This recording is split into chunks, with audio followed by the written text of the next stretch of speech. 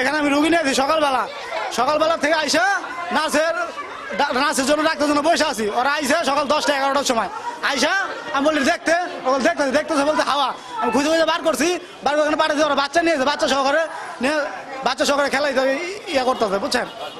রুগীর কাছে যায় না, যেহেতু গেছে বাচ্চা হয়েছে, ওরা অক্সিজেন ছাড়া আমার সদরে পাঠাই দিছে। ডাক্তার বলছে অক্সিজেন সহকারে নিয়ে যাও, ওরা অক্সিজেন ছাড়া পাঠাই দিচ্ছে সদরতে বলতেছে তুমি অক্সিজেন ছাড়া নিয়ে এসো, বাচ্চা তো নাই, নিয়ে আসতে বলছে। নিয়ে আসছি, আইসা নার্সে জিজ্ঞেস করি তোমার জিজ্ঞেস করে আমার ডিউটি করতে হইব, জিজ্ঞেস করি হ্যাঁ বাচ্চা মারা গেছে, আমার বাচ্চা। ভাই কালকে আসছিলাম, আয়া বললো বলে 1 মাস 7 দিন দেরি আছে, কি বাড়িতে গেছে গা যে পেট ব্যথা সন্ধ্যার থেকে। আর আজকে আইসি কইলো বলে নর্মালি হবি দেখে কইলো, বাচ্চা হইলো, হওয়ার পরে নিঃশ্বাস নিছে, নেওয়ার পরে কইলো অসুস্থ হয়ে গেছে, গাইয়ার নিয়ে যাওয়া লাগবে সদরে নিয়ে গেছে, যে অনেক মারা গেছে। একা এত মাস্তানি কিসের?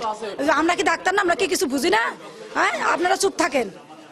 আমার বাচ্চাকে নিয়েছি, ওই তো অনেক পাঠা দিচ্ছে, আমি বাচ্চা নিয়ে এসে রিপোর্ট দিচ্ছি যে আপনারা অক্সিজেন অভাবে পাঠা দিয়েছেন সদর থেকে। আপনারা বলা আপনারা ওটা যে অ্যাকশন নেন, এখন আপনার কাজ হবে। আমরা এটি আসার সাথে সাথে সব নার্সেরা বলাছে, পরে স্যারের অভিযোগ দিছে, সব বলালো, আমার সামনে দিয়ে চলে গেল। আমরা মহিলারা কিছু বলতে পারি? ওরা সবাক পাঠা দিছে, বড় ছাড়টা সবাক পাঠা দিছে। নগদ নিয়ে এলো হার না মানা হার অফার। সর্বনিম্ন 10,000 টাকা রেমিটেন্স নগদে পাঠালে থাকছে স্বর্ণের হার জেতার সুযোগ। আমরা আসার পরে এখানে রুগী নর্মালি ডেলিভারি হয়েছে বাচ্চাটা, তারপরে রুগীর সিলিন্ডার লাগবে গ্যাস, সে গ্যাসটা এখান থেকে দেয় নাই, বলছে তোমার কাছ থেকে শুনে আমরা সবকিছু করব। এই কথা কিছুক্ষণ বলার কিছুক্ষণের মধ্যে বাচ্চা মারা গেছে। তাহলে বুঝেন অবস্থাটা কি এখানকার, অবহেলা, দায়িত্বহীনতা। আমি সেটাই জানার জন্য আসছি, দেখার জন্য আসছি যে আমাদের সেন্টারে এরকম একটা ঘটনা ঘটছে। হ্যাঁ, কিন্তু আমি তো এখানকার মানে ডিটেলস ইনফরমেশন কিছুই জানি না, আমি যা শোনার জন্য আসছি যে আমি ডাক্তার মোহাম্মদ শাহাবুজ্জামান, নাটোর জেলা পরিবার পরিকল্পনা কার্যালয়ের সহকারী পরিচালক ভারপ্রাপ্ত দায়িত্বে আছি। হ্যাঁ, ক্লিনিক্যাল কন্ট্রাসেপশন। তো আমি ডিডি স্যারের অর্ডারে আমি ডিসি অফিসে মিটিং শেষ করে ডিডি স্যার অফিসে গেলেন। অফিসে যাওয়ার পরে আমাকে বললেন যে এরকম একটা ঘটনা হয়েছে, তো আপনি ওখানে যান, যে শুনেন যে কি হয়েছে ঘটনাটা একটু। আমি এখানে আসলাম, এসে তো আমি ঘটনাগুলো ওনাদের কাছ থেকে শুনতেছি, এর ভেতরে দেখলাম যে লোকজন খুব উত্তেজিত হয়ে আছে।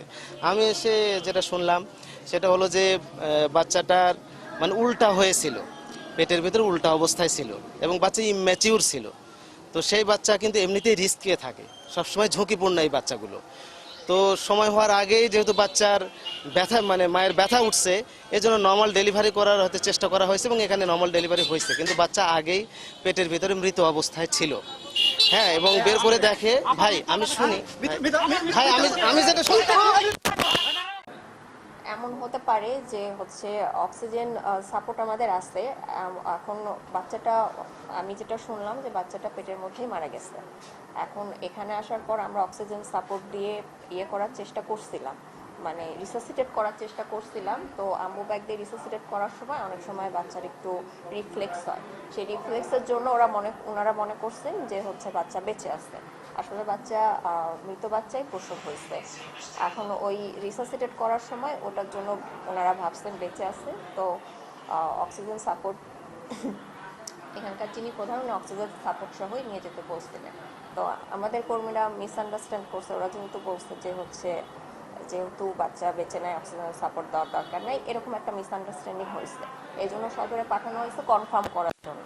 তো সদরে ওনারা বলছে অক্সিজেনের অভাবে মারা গেছে। আসলে বিষয়টা অক্সিজেনের অভাবের জন্য না, বাচ্চাটা মৃত বাচ্চাই প্রসব হয়েছে। আর 34 উইক এটা প্রিম্যাচিউর বেবি।